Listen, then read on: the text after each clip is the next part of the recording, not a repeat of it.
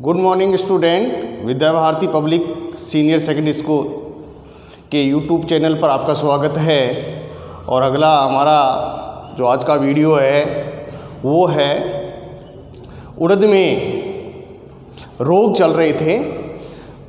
उड़द की फसल में कीट हो गए हैं, रोग कौन कौन से हैं इसके बारे में आप जानकारी प्राप्त करेंगे। इससे पहले आप लोग एक बिंदु था वो अपन छोड़ दिए थे, बुआई का समय।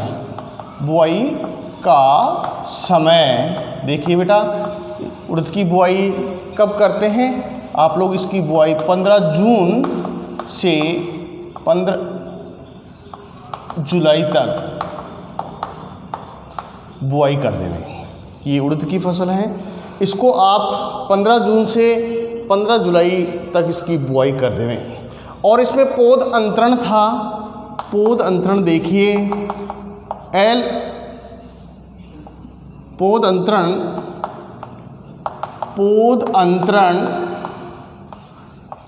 था L गुना L। लाइन से लाइन की दूरी 30 सेंटीमीटर। यदि ग्रीष्म ले रहे हैं आप तो आप लोग 30 सेंटीमीटर, और वर्षाकालीन ले रहे हैं तो आप 40 सेंटीमीटर पंक्ति से पंक्ति की दूरी रख सकते हैं। यहाँ पर आपके सिलेबस में यहाँ 30 सेंटीमीटर दे रखा है। और P गुना P, पौधे से पौधे की दूरी आप लोग 10 से 12 सेंटीमीटर रख सकते हैं।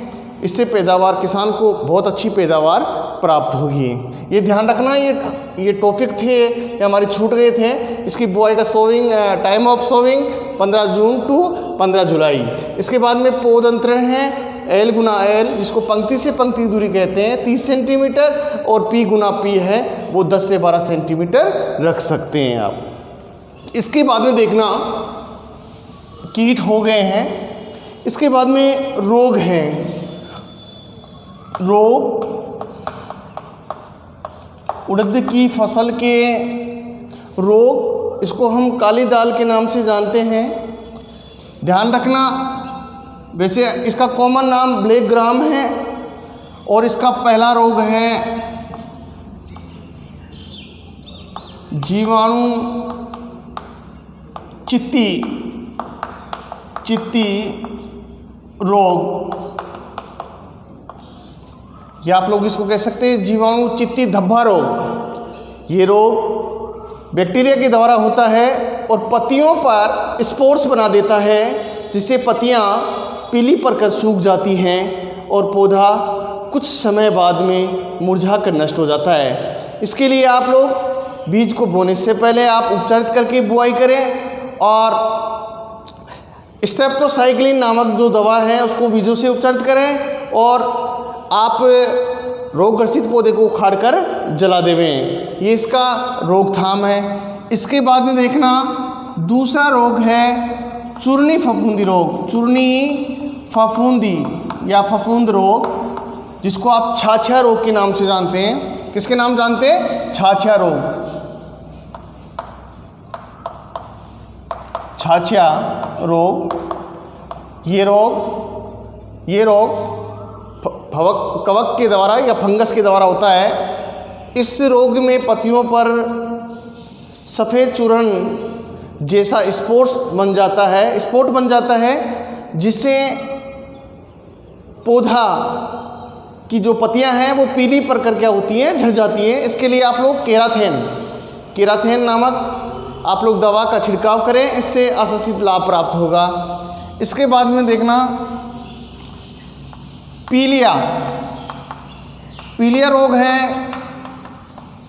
इसके अंदर फलियां और पत्तियां पीली पड़ जाती हैं। इस रोग का जो आक्रमण होता है तो इसके अंदर पत्तियां और फलियां क्या होती हैं? पीली पड़ जाती हैं। और पीली पड़ने के बाद में क्या होती हैं? पौधा सूख जाता है। इसके लिए आप बेटा क्या कीजिए, आप लोग 0.5% फेरस सल्फेट 0.5% फेरस सल्फेट का छिड़काव करें, इससे ये रोग का नियंत्रण हो जाएगा। इसके बाद में देखना चौथा नंबर का जो रोग है पित्तशिरा रोग। इसके अंदर क्या होता है? दाने और जो फली होती हैं वो कमज़ोर हो जाती हैं, फलियों के अंदर दाने कमज़ोर बनते हैं और समय से पहले ही इसका रंग परिवर्तन होकर पीला हो जाता है और जिससे किसान का क्या होता है, प्रोडक्शन कम होता है। इसके लिए भी आप रोग रोधी किस्मों की बुआई करें। इसके बाद में रोग ग्रसित पौधे को उखाड़ कर जला देवें। बीज को बोने से पहले आप लोग उपचारित करके बुआई करें और मैनकोजेब नामक जो दवा है उसका छिड़काव करें। इससे आशातीत लाभ प्राप्त होता है। ये थे रोग। इसके बाद में देखना बेटा, एक और है स्क्लेरोस्पोरा पत्ती धब्बा रोग। ये कवक है स्क्लेरोस्पोरा, जिससे पौधे की वृद्धि रुक जाती है। तो ये देखना, इसका भी नियंत्रण आप लोग कर सकते हैं बेटा। रोग रोधी किस्मों की बुआई करें, भूमि के अंदर नमी ज़्यादा नहीं रखें और बीजों को उपचारित करके बुआई करें। ये 5 रोग थे जो मैंने आपको बता दिया है यहाँ। इसके बाद में देखिए बेटा, रोग के बाद में आता है कटाई एवं मंडाई। इसको कहते हैं, दाना और भूसे को अलग करना होता है, इसको मंडाई कहते हैं। कटाई फसल 90 से 100 दिन के अंदर, जो उड़द है 90 से 100 दिन के अंदर पककर तैयार हो जाती है बेटा। इसलिए आप लोग 90 से 100 दिन के बीच में इसकी कटाई कर लेवें, या फिर जो किसान अपने पौधे के बाह्य लक्षण को देखकर उसकी कटाई करता है उस हिसाब से करें कि पत्तियां पीली पड़ने लग जाती हैं, फलियां काली हो जाती हैं, उस समय इसकी कटाई कर लेवें। अगर इसका लंबे समय निकल जाता है तो फलियां चटक जाती हैं और चटक कर क्या होती है, दाने बिखर जाते हैं, जिससे किसान का प्रोडक्शन क्या होता है बेटा, कम होता है। इसलिए आप लोगों को ध्यान रखना है कि कटाई और मंडाई सही समय रहते हुए करनी है। इसके बाद में देखिए आप लोग उपज देखिए, उपज देखिए बेटा। आप उपज से 10 से या आप लोग 8 से 10 क्विंटल प्रति हेक्टर प्राप्त कर सकते हैं। कितनी? 8 से 10 क्विंटल प्रति हेक्टर उपज प्राप्त होती है। और इसका भंडारण आप लोग 8 से 10% नमी रहने पर इस फसल का भंडारण कर लेवें। ध्यान रखना, भंडारण कब करना है? 8 से 10% नमी होने पर इसका भंडारण कर लेवें। और इस फसल से, जो उड़द की फसल है, प्रति हेक्टर 8 से 10 क्विंटल उत्पादन देती है। और ये खरीफ ऋतु की फसल है और दालों के लिए इसका उपयोग किया जाता है। इससे विभिन्न प्रकार के व्यंजन भी बनाए जाते हैं, ये ध्यान रखना आप लोग। अब हमारी अगली फसल आती है पल्स क्रॉप की, मूंग। उड़द के बाद में आती है मूंग है, जिसको हम अंग्रेजी में ग्रीन बीन के नाम से जानते हैं, ग्रीन ग्राम। मूंग देखिए, मूंग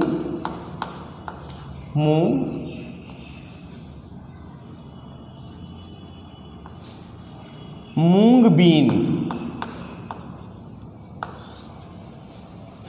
MUNGBEAN, मूंग बीन।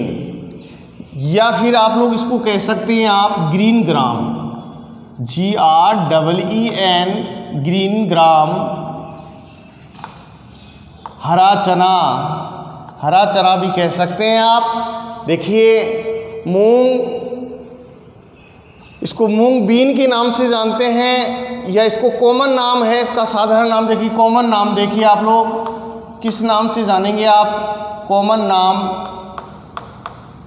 इसको ग्रीन ग्राम के नाम से जानते हैं। किसके नाम जानते हैं? ग्रीन ग्राम के नाम से जानते हैं। वेरी मोस्ट इम्पोर्टेंट है। इसके अंदर प्रश्न उठता है बेटा कि कल मैंने बताया था कि आप लोग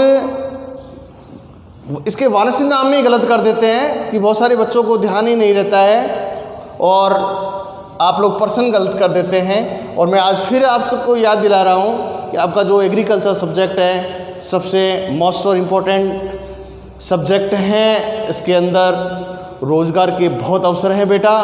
हर प्रत्येक साल गवर्नमेंट इसकी भर्तियां खोल रही हैं, तो इसलिए आप लोग इसके बारे में ध्यान रखें। इसमें रोज़गार सबसे ज़्यादा है। ये पर्सन ऐसे बनते हैं जिनसे आप लोग अपना रोज़गार का अवसर प्राप्त कर लेते हैं। अगर आप बारीक से नहीं पढ़ते हैं तो आप लोग जहां आप पूछना चाहते हैं वहाँ नहीं पूछ पाते हैं।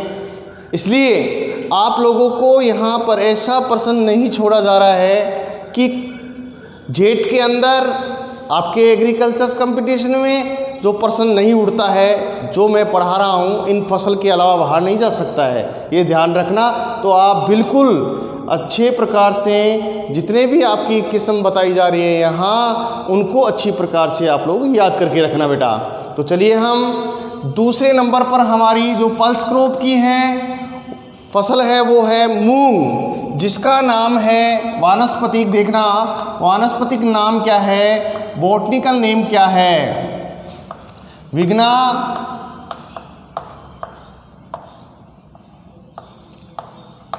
रेडिएटा। रेडिएटा ये लीलियस नामक वैज्ञानिक ने इसकी खोज की थी। विग्ना रेडिएटा इसका जाति है रेडिएटा और वंश इसका क्या है, विग्ना है। और एल क्या है यहाँ, लीलियस नामक वैज्ञानिक ने इसकी खोज की थी। और यहाँ पर इसका परिवार देखिए किस परिवार से बिलोंग करता है, किस फैमिली से बिलोंग करती है ये फसल, ये है फेबेसी। फेबेसी क्योंकि ये 2-3 ऐसे बिंदु हैं जिसको आप लोग जैसे यहाँ पर पल्स क्रॉप का नाम लेते हैं, आप लोगों को पता है कि ये दलहनी फसल की है या लेग्यूमिनेसी कुल की है। ये अपने देखकर आप लोग इसकी पहचान कर सकते हैं बेटा। इसका ओरिजिन देखिए आप लोग, जैसे उड़द का कहाँ था, भारत था, वैसे ही मूंग का कहाँ है, भारत है। देखिए मूंग का भी कहाँ है, भारत है। और इसका क्रोमोसोम नंबर देखिए, इसमें उड़द में 2n बराबर 22 थे और इसमें कितने आएंगे, 2n बराबर कितने होंगे, 24 है बेटा इसके अंदर गुणसूत्र। ध्यान रखिए इस फसल के अंदर गुणसूत्र संख्या 2n बराबर 24 है। तो ये ध्यान से सुनिए, इनमें आप लोग गलती ना करें। जो इसका वारिस नाम है विग्ना रेडिएटा, कुल इसका फेबेसी है, ओरिजिन इसका भारत है और गुणसूत्र संख्या कितनी है, 2n बराबर 24। इसके बाद में देखना मूंग का इंपॉर्टेंस देखते हैं हम। इंपॉर्टेंस महत्व, मूंग खरीफ और जायद दोनों ऋतु की फसल है। खरीफ और जायद, खरीफ आप लोग खरीफ व जायद की प्रमुख फसल है मूंग। ध्यान से देखिए आप लोग, मूंग की फसल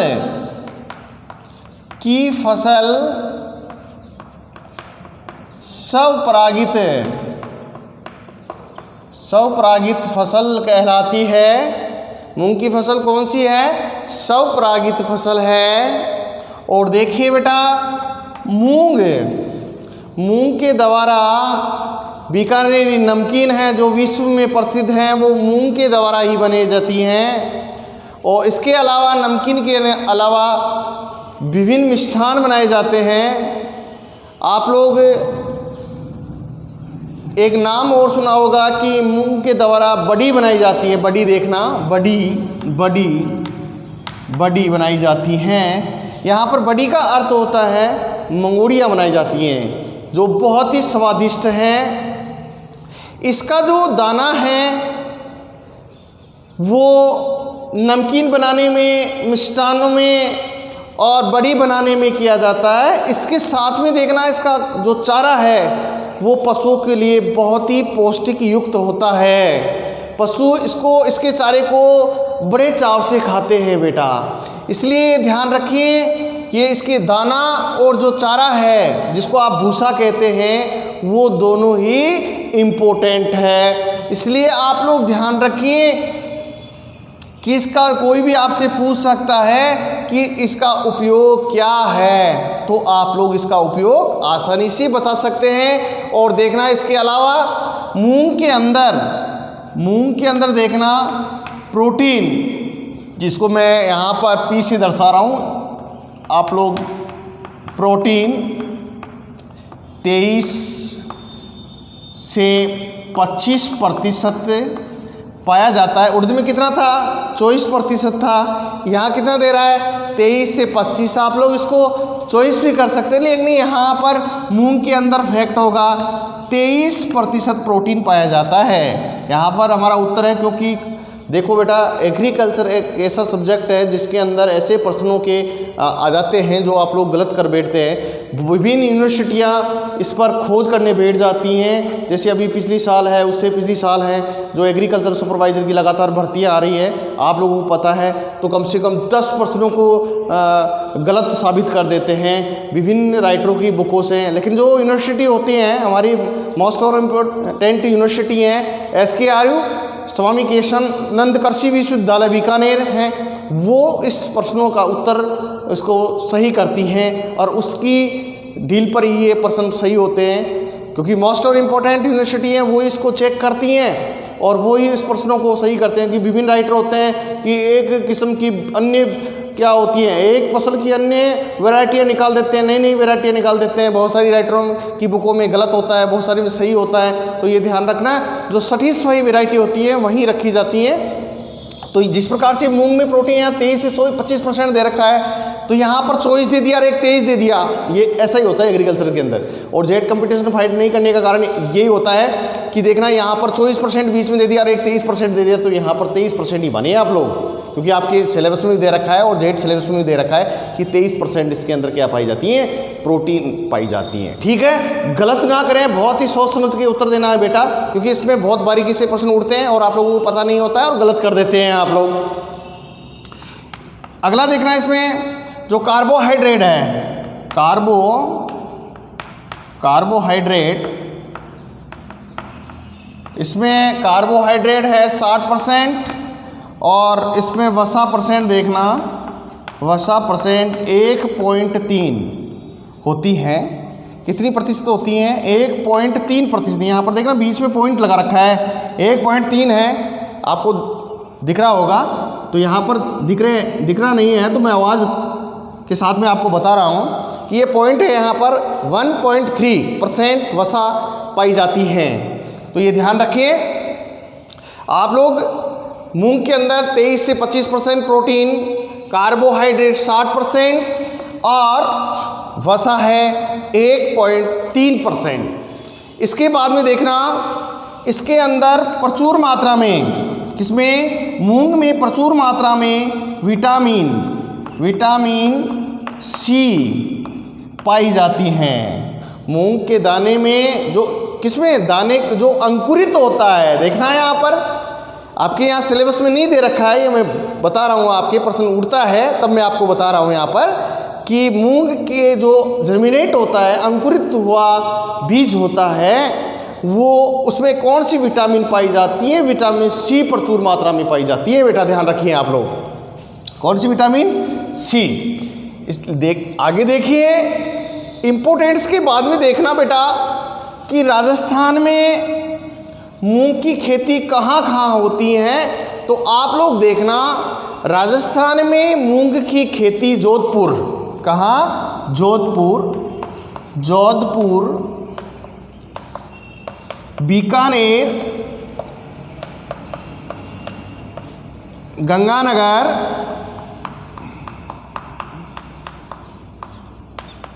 हनुमानगढ़, ये ध्यान रखा, कहाँ कहाँ बताया? जोधपुर है, बीकानेर है, गंगानगर है, हनुमानगढ़ है, और ये आपके ये इन आदि जिलों में इसकी खेती की जाती है। कहाँ? गंगानगर, जोधपुर, बीकानेर, हनुमानगढ़ आदि जिलों में इसकी खेती की जाती है। इसके बाद में हमारा अगला बिंदु आता है जलवायु।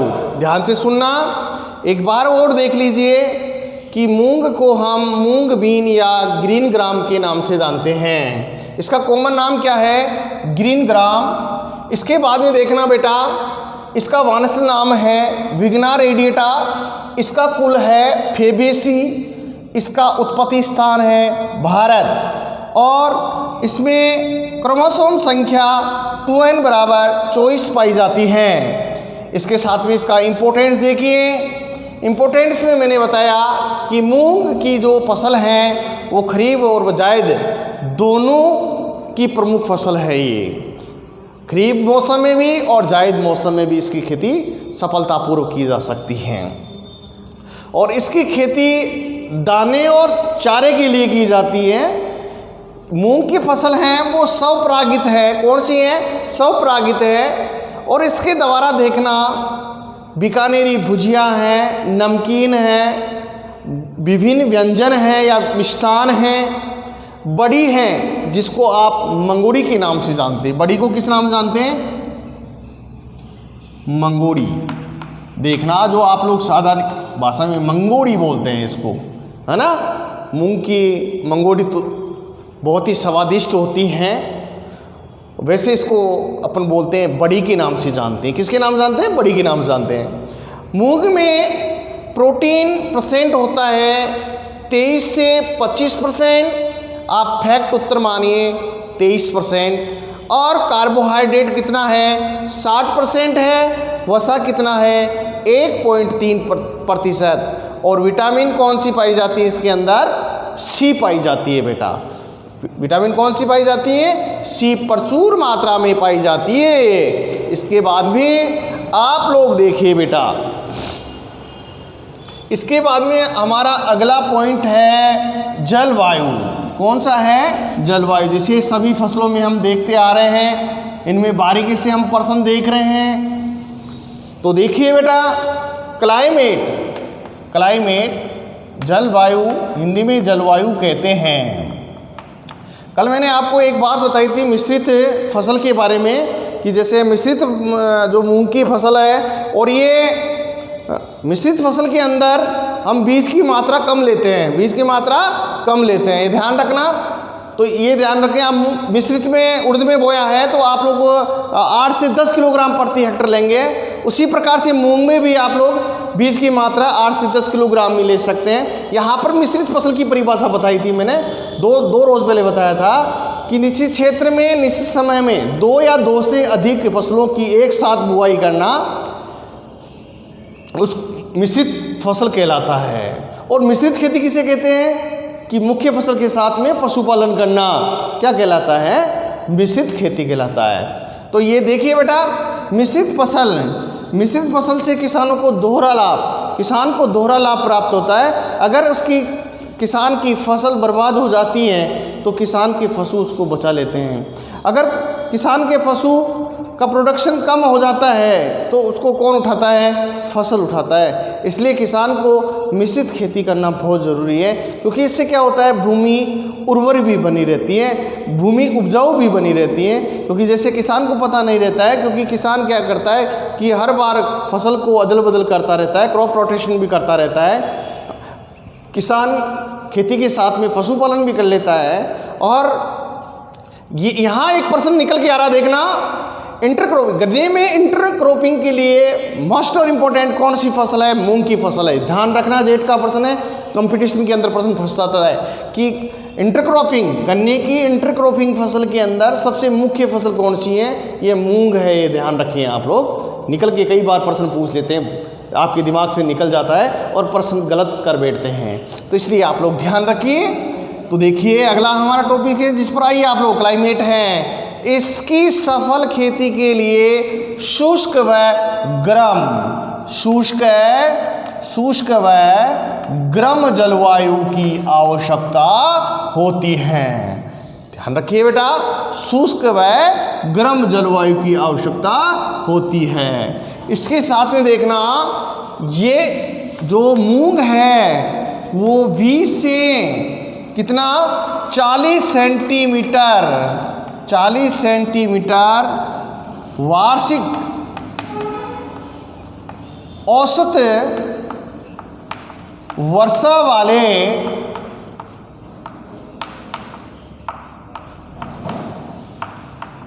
क्षेत्रों में सफलतापूर्वक उगाया जा सकता है। ध्यान रखिए 20 से 40 सेंटीमीटर, वहाँ क्या था 60 सेंटीमीटर तक किसकी उड़द की खेती कर सकते हैं। इस मूंग को ये इसको बहुत कम, वैसे इसको 4 से 6 सिंचाइयों की आवश्यकता होती है।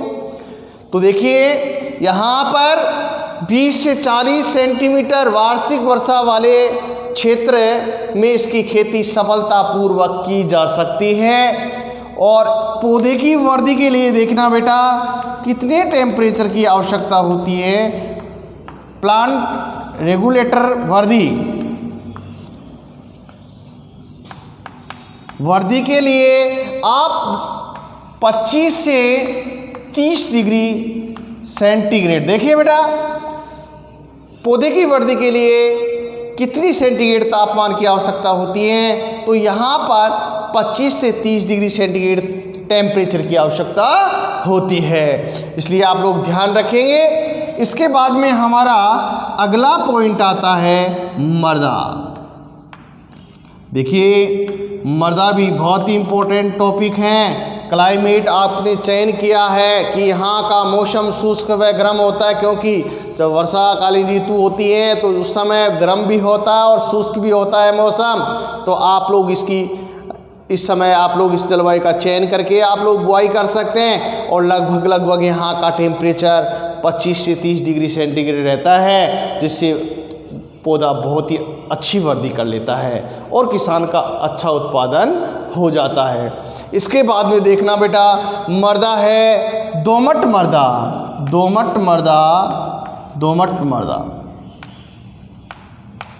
बहुत अच्छी रहती हैं। इसकी सफल खेती के लिए, किसकी सफल खेती के लिए, मूंग की सफल खेती के लिए दोमट मृदा बहुत अच्छी रहती है। भूमि का पीएच मान देखिए, भूमि का पीएच मान 6 से 8.5 तक उपयुक्त रहता है। कितने तक?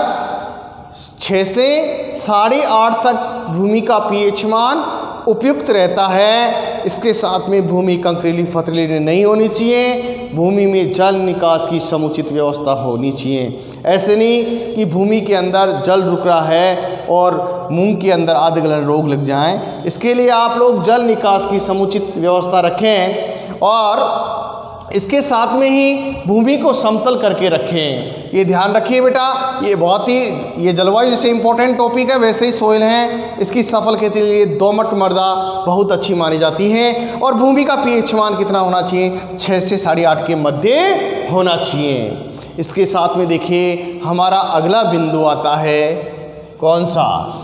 किस्म, वेराइटी। अगर हम सिस्टोमेटिक तरीके से पॉइंटों को साथ लेकर चलते हैं तो हमारा प्रश्न गलत नहीं होता है। तो देखना उन्नतशील किस्में, उन्नतशील किस्में, इसको अंग्रेजी में इम्पोर्ट वेराइटी कहते हैं। क्या कहते हैं? इम्पोर्ट वेराइटी, उन्नतशील किस्में। जिसको देखने पहली किस्म है हमारी T44, जिसको आप लोग कह सकते हैं पूसा बैसाखी। पूसा बैसाखी, ये देखिए आप लोग, बहुत ही वेरी वेरी मोस्ट इम्पोर्टेंट किस्म है। कल भी इसके बारे में बात की थी, बरखा और पूसा बैसाखी, क्योंकि ये दोनों गड़बड़ कर देते हैं आप लोग। इसलिए आप लोग पूसा बैसाखी और जो बरखा है इन दोनों के बारे में आप लोग अंतर देख लेना बेटा। इसके साथ में देखिए आप लोग अगली किस्म आती है आपकी K851। K851 नंबर 3 है। 851 के बाद में देखना MUM कितनी? 2। इसके बाद में देखना पहली क्या देखी? MUM 2। इसके बाद में RMG 62 और RMG 268, ये बहुत ही अच्छी किस्म है। इसके बाद में देखना 5वें नंबर की है ML 131। इसके साथ में देखिए गंगा वन, क्या है? गंगा वन 6 नंबर पर हैं। गंगा 1 और 7 नंबर पर है शीला। कौन सी है? शीला। 8 नंबर पर है अमृत। 8 नंबर पर क्या है? अमृत है। और 9 नंबर पर देखिए आप PDM 54 PDM 54 ये पित्तशिरा मोजेक रोग रोधी किस्म है। कौन सी? PDM। इसको देख लेना अच्छी प्रकार से, यहाँ पर D है। PDM 54 कितनी है? 54 है। जो पित्तशिरा मोजेक वायरस रोग रोधी किस्म है, वेरी मोस्ट इंपॉर्टेंट किस्म है ये। PDM 54 किसकी किस्म है? ये मूंग की है। बहुत ही बढ़िया किस्म है। एक बार और देखिए आप लोग, T44 जिसका दूसरा नाम है पूसा बैसाखी, K851 MUM, देखना MUM 2 RMG 62 RMG 268 ML 131 और इसके बाद में देखना ये गंगा 1 शीला अमृत और PDM 54 ये आपकी किस्म है। वेरी मोस्ट इम्पोर्टेंट किस्म है बेटा, ये ध्यान रखिए। आपकी ये 9 किस्में यहाँ दे रखी हैं, तो 9 किस्मों को आप लोग अपने ट्रिक्स पर लेना, क्योंकि एक फसल, क्योंकि 6 फसल तो क्रियल्स क्रॉप की हो गई हैं। आज ये दूसरी फसल चल रही है आपकी मूंग, क्योंकि आपको इसकी फसल के PDF भी भेजा जा रहा है। आप लोग इसको कॉफ़ी के अंदर अपने इस नोट्स वाली कॉफ़ी के अंदर इन फसलों को उतारते रहिए और रोज़ाना कम से कम जितना पढ़ें उतना तो याद करना ही है बेटा, तब तो आपका भविष्य इसके अंदर देखना। अगर आप लोग इसकी ईमानदारी से मेहनत कर रहे हैं तो बालिकाएँ इसके पीछे नहीं रह सकता। ध्यान रखना, बहुत ही जहाँ जाना चाहता है वो अपने परिवार को बहुत ऊंचाई तक ले जा सकता है इस सब्जेक्ट के अंदर। ये साइंस से भी टॉप सब्जेक्ट है अगर इसकी कदर करते हैं तो बेटा। देखिए ये आप लोग किस्म उन्नतशील किस्म के बाद देख लिया, उसके बाद में हमारा अगला टॉपिक आता है उन्नतशील किस्म के बाद में हम लेते हैं बीज की मात्रा। किसकी लेंगे? बीज की मात्रा। Seed rate. सीड रेट देखिए आप लोग, यहाँ पर देखिए सीड रेट, बीज दर, सीड रेट। आप जितनी उर्द में लिए हैं उतनी इसमें ले सकते हैं आप। 15 से 20 किलोग्राम प्रति हेक्टर के हिसाब से बीज की मात्रा लें, और यहाँ पर 12 से 15 किलोग्राम फैक्ट है। और मिश्रित ये शुद्ध फसल के लिए हैं। किसके लिए? शुद्ध फसल के लिए। शुद्ध फसल ये आपकी बुक में 15 से 20 किलोग्राम प्रति हेक्टर दे रखा है, यहाँ पर फैक्ट है 12 से 15 किलोग्राम। और मिश्रित खेती के लिए आप 8 से 10 किलोग्राम प्रति हेक्टर के हिसाब से आप लोग बीज ले सकते हैं। इसके बाद में देखना बेटा सीड ट्रीटमेंट। देखना सीड ट्रीटमेंट बीजोपचार, हिंदी में हम इसको कहते हैं बीजोपचार। देखिए बेटा, आप लोगों को मैंने शुरुआत के अंदर इंट्रोडक्शन में बताया था कि रोग 2 प्रकार के होते हैं, एक बीजोड़ होता है, एक मरदोड़ होता है। अगर किसान इन दोनों के बारे में जानकारी रखता है, क्योंकि जैसे मनुष्य के अंदर रोग 2 प्रकार से होते हैं, वैसे ही बीज के अंदर क्या होता है? रोग 2 प्रकार से होता है। एक तो होता है मरदोड़, एक होता है बीजोड़। तो देखना, और मनुष्य में कौन सा होता है? एक तो जन्मजात होता है, एक बाहर आने के बाद में बाहरी स्रोतों से ग्रहण कर लेता है रोग, उसको हम क्या कहते हैं? बाहरी स्रोतों का रोग कहते हैं। और एक होता है जन्मजात रोग, जिसके द्वारा मनुष्य की मृत्यु निश्चित होती है। जो जन्मजात रोग होता है मनुष्य की मृत्यु निश्चित होती है। उसी प्रकार से जो बीज होता है उसमें भी कितने रोग लगते हैं, 2 होते हैं, एक तो बीजोड़ होता है और एक होता है मर्दोड़। तो अब आप लोग बीज को उपचारित कर लेते हैं और मर्दा को नहीं करते हैं, तो उसमें अंदर मर्दा के अंदर जो फंगस वगैरह बैक्टीरिया वगैरह छिपे होते हैं वो बीज को खा जाते हैं। हाँ, और आप लोगों ने बीज को उपचारित नहीं किया और मर्दा को कर लिया, तो बीज के अंदर जो छिपे हुए बैक्टीरिया और फंगस होती है, क्योंकि बीज हमेशा ध्यान रखना सबसे ज़्यादा नमी को ग्रहण करता है, और नमी ग्रहण करने के बाद में क्या होता है, जो बैक्टीरिया है फंगस है तो बहुत सारे स्पॉर्स बनाते हैं, बीजाणु बनाते हैं, और इन बीजाणु के अंदर बहुत सारे बैक्टीरिया होते हैं जिसके भ्रूण पोष को वो खा जाते हैं, और उसके बीज का क्या होता है, जर्मिनेट नहीं हो पाता है। इसलिए आप लोग ध्यान रखें। आप लोगों को शुरुआत के अंदर इंट्रोडक्शन क्लास में जरूर बताया था मैं कि रोग 2 प्रकार का है, एक तो मर्दौड़, एक बीजोड़। इसके लिए क्या करना है, बीजोपचार करना है बेटा। सीधे सीधे पॉइंट पर आइए आप लोग। इसके साथ में क्या करेंगे, बीजोपचार। तो बीज को बोने से पहले आप लोग 3 ग्राम थायरम प्रति किलोग्राम की बीज के हिसाब से उपचारित करके बुआई करें। और इसके साथ में देखना आप लोग राइजोबियम कल्चर से भी उपचारित करें। कल बताया था मैंने उड़द का जो बीजोपचार था कि राइजोबियम कल्चर को किस प्रकार से मिलाया जाता है कि 1 लीटर पानी लिया जाता है, उसको गर्म किया जाता है, उस गर्म पानी के अंदर उसको क्या जाता है, 250 ग्राम गुड़ डाला जाता है।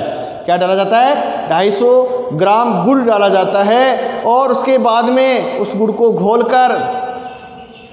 घोल बना लिया जाता है और उसको ठंडा कर लिया जाता है। ठंडा करने के बाद में क्या करते हैं, उन बीजों की क्या करते हैं, उसके ऊपर राइजोबियम कल्चर की परत चढ़ाई जाती है। जब इस परत चढ़ने के बाद में बीजों को छाया में सुखा लिया जाता है, कुछ समय बाद में इसकी बुआई कर देते हैं, जिससे पौधा जर्मिनेट बहुत अच्छा करता है, और साथ में इसकी जो जड़ें है वो उस पर क्या पाई जाती है, राइजोबियम नोड्स बन जाती हैं, जो वायुमंडल से क्या करती हैं, नाइट्रोजन का स्थिरीकरण करती हैं। तो यहाँ पर एक प्रश्न निकाल रहा हूँ, देखना कि मूंग की फसल, जो दलहनी फसलों में मूंग है, दलहनी फसलों में जो मूंग की फसल है वो वायुमंडल से नाइट्रोजन को एकत्रित करके सिंचित रखती हैं। ये ध्यान रखना कि आपसे प्रश्न पूछ सकता है कि जो दलहनी फसल, ऐसी कौन सी दलहनी फसल है जो वायुमंडल से नाइट्रोजन एकत्रित करने के बाद में सिंचित रखती है, उसका नाम है ग्रीन ग्राम, या आप कह सकते हैं मूंग। ये ध्यान रखना आपका जेट का प्रश्न, क्योंकि हर टॉपिक के अंदर यहाँ आप लोग यदि पढ़ रहे हैं तो इसको ध्यान से सुनिए कि हर टॉपिक के अंदर, हर बिंदु के अंदर आपके प्रश्न बनकर तैयार हो रहे हैं। तो मैं ये कह रहा हूँ कि ऐसा कोई स्टूडेंट वो अगर ध्यान से नहीं पढ़ रहा है तो वो ध्यान देवें कि हर बिंदु के अंदर प्रश्न बन रहे हैं आपके। तो इसलिए आप लोग ध्यान रखना, ये बीज उपचार करने के तुरंत बाद आप लोग करेंगे खाद एवं उर्वरक। क्या करेंगे, खाद एवं उर्वरक। तो देखिए बेटा, खाद एवं उर्वरक देखिए आप लोग, इधर देखिए खाद एवं उर्वरक, खाद एवं उर्वरक। यहाँ पर आप लोग खाद कितना देंगे, नाइट्रोजन, क्योंकि देसी खाद है, आप 10 से 12 टन प्रति हेक्टर दे सकते हैं। आप 20 टन तक भी आप लोग गोबर की खाद दे सकते हैं या कंपोस्ट खाद दे सकते हैं। तो ये ध्यान रखिए, आप लोगों को नाइट्रोजन यहाँ पर 15 से 20 किलोग्राम प्रति हेक्टर के हिसाब से देनी है, और फास्फोरस है वो कितनी देंगे आप लोग, 30 से 40 किलोग्राम प्रति हेक्टर। ये आपके सिलेबस में बता रखा है कि यहाँ पर नाइट्रोजन दीजिए 15 से 20 किलोग्राम प्रति हेक्टर और फास्फोरस दीजिए 30 से 40 किलोग्राम।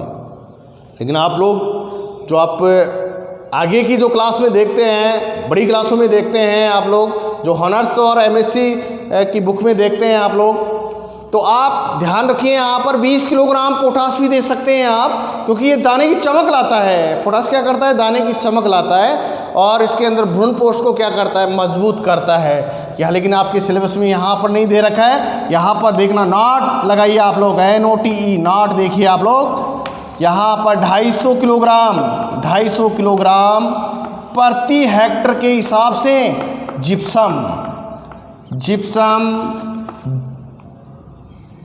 जिप्सम जिप्सम देखिए आप लोग, जिप्सम देखिए आप लोग 250 किलोग्राम प्रति हेक्टर के हिसाब से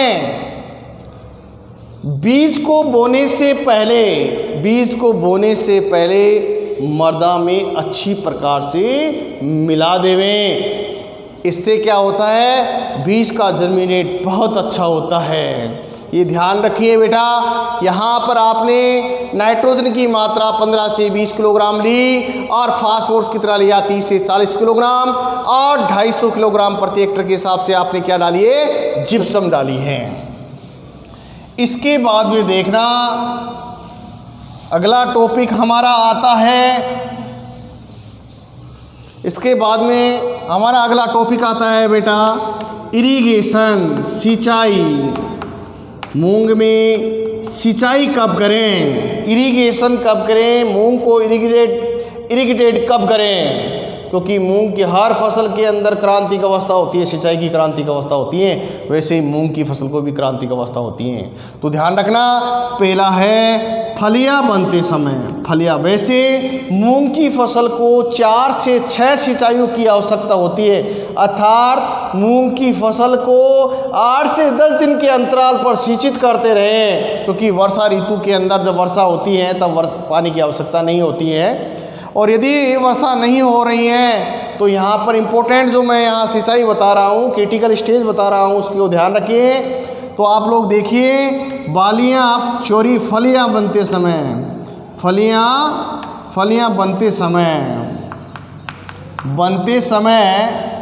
और फलियों में दाना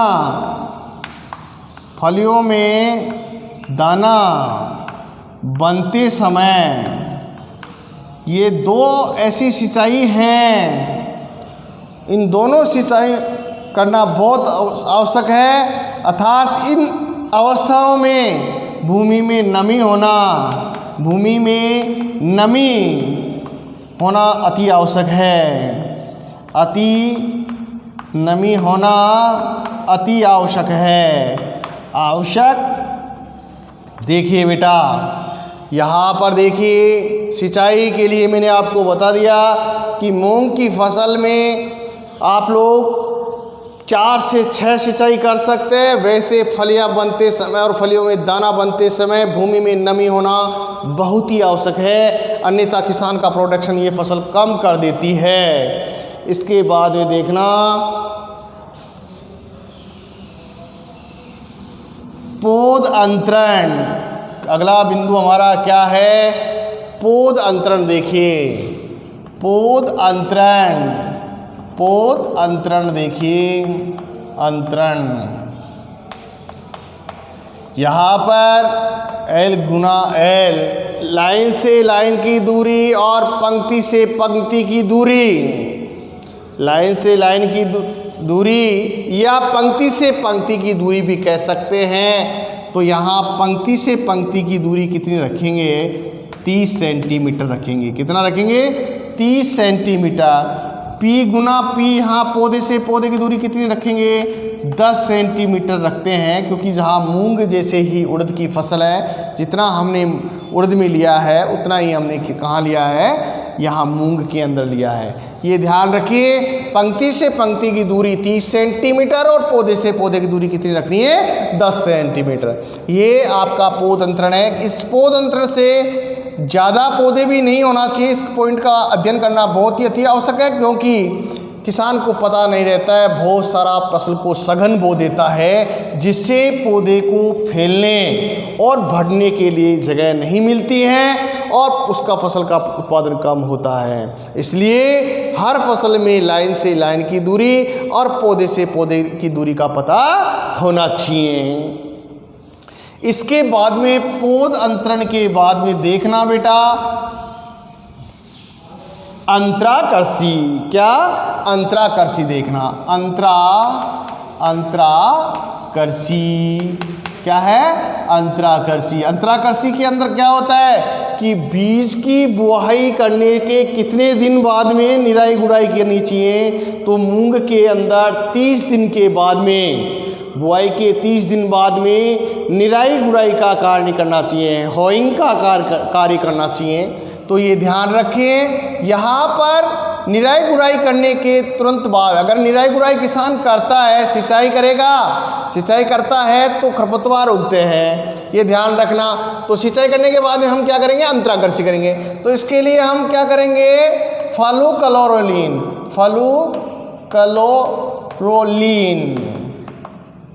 आप लोग ये 1 kg 500 लीटर पानी में, 500 मत लीजिए आप लोग, 100 लीटर लीजिए आप लोग। 100 लीटर दवा को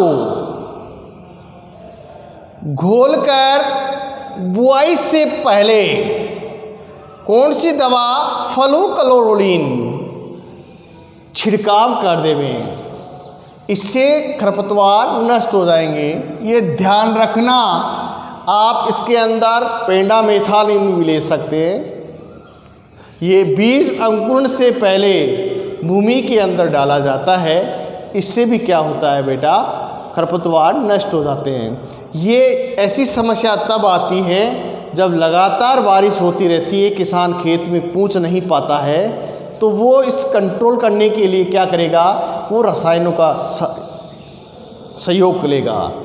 ध्यान रखना, वो इसी कंडीशन में, हमारे जो राजस्थान के किसान हैं वो इसी कंडीशन में शाकनाशी का उपयोग लेते हैं। या तो जिन क्षेत्रों में खरपतवार ज़्यादा होते हैं, या फिर वर्षा अधिक हो रही है, किसान खेत के अंदर नहीं पहुंच पा रहा है या उसमें निराई उड़ाई नहीं कर पा रहा है, उस समय वो शाकनाशी का उपयोग करता है। तो आपको ये सटिस्फाई शाकनाशी बताई जा रही है, हर्बिसाइड बताई जा रही है बेटा। तो ये ध्यान रखिए आप लोग, फ्लूक्लोरोलीन और पेंडामेथालिन, क्योंकि मैंने इनका उपयोग करने का तरीका, इसको बीज बोने से पहले और इसको बीज अंकुरण होने से पहले, किसको, पेंडामेथालिन को। ये ध्यान रखना, दोनों दवाओं के बारे में मैंने अलग अलग बताया है, तो आप लोग इसको अच्छे प्रकार से देखना। अब आप लोग देखना बेटा, सिंचाई देखा, सिंचाई के बाद में अंतराकृषि देखा, ठीक है। इसके बाद में हमारा अगला टॉपिक आता है, वो है कीट है। क्या है, कीट है। ये देखना बेटा, जिस प्रकार से मूंग की फसल में कीट एवं रोग लगते हैं, वो उड़द में जो मूंग व रोग लगते हैं, उसी प्रकार से मूंग की फसल में भी वही रोग एवं कीट लगते हैं। तो जो मैंने आपको PDF भी भेज रहा हूँ नोट्सों की, और जो यहाँ पर भी मैंने आपको रोग यहाँ पर खोल के बताया है, कीट खोल के बताया है, तो आप लोग ये जो कीट एवं रोग है वो मूंग की फसल में लिखना है बेटा। इसके बाद में हमारा अंतिम पॉइंट आता है इस फसल का, उपज है, जिसको हम यील्ड के नाम से जानते हैं। तो ये ध्यान रखना, इसमें भी कितना प्रोडक्शन होता है, 8 से 10 क्विंटल प्रति हेक्टर के हिसाब से उपज प्राप्त होती है। और भंडारण कब करना है, जब बीज के दानों या दाने में, जब मूंग के दाने में 8 से 10% नमी रह जाए, तब इसको भंडारण करना चाहिए। अगर इससे ज़्यादा नमी होगी बेटा, तो ये फसल के अंदर क्या हो जाता है, खपरा लग जाता है, बीटल कीट लग जाता है, इसके भ्रूण पोष को खा जाते हैं, हाँ, इसमें गिडारें पड़ जाती हैं, हमारा जो बीज होता है वो खराब हो जाता है। तो इसलिए आप लोग ध्यान रखिए, इसमें जो 8 से 10% नमी का ध्यान रखेंगे और भंडारण करेंगे।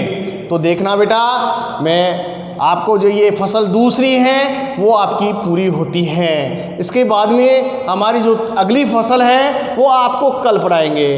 तो ये आज का वीडियो आपको ज़रूर पसंद आया होगा बेटा, इसके लिए आप लाइक करें और शेयर ज़रूर करें। धन्यवाद बेटा।